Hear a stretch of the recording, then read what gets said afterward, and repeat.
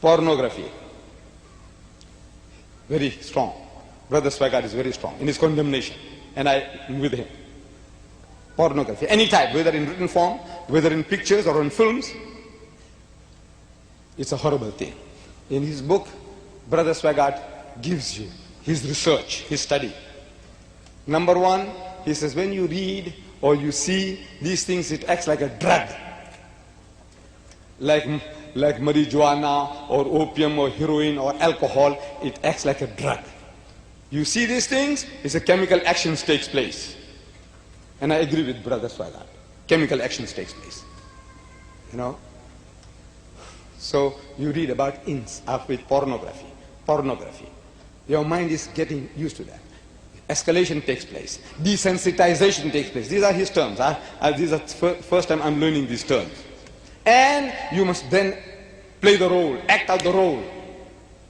This is how this sickness, this disease overpowers man.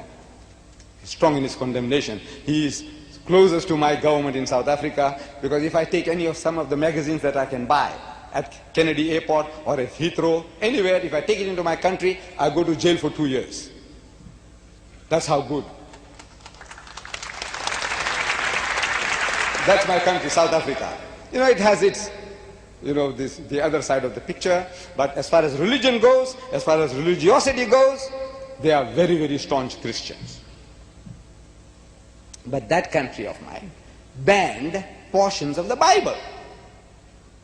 There was a pamphlet in circulation with extracts, 9 extracts from the Holy Bible.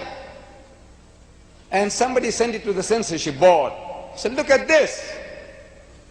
What is this? So they made a decree that this pamphlet is banned, not knowing that these are words from the Holy Bible. These were extracts from the Holy Bible, from the book of Ezekiel, chapter 23. I dare any preacher read it to the congregation. I dare any evangelist to read it to his mother, his sister, his daughter, or even to his fiancée if she's a good woman. Ezekiel, chapter 23. The whoredoms of those two sisters, Aholah and Aholiba. The language, so lewd. My government banned it, and there were 2 ministers of the church on the board when they banned it, but they didn't know they were banning extracts from the Holy Bible.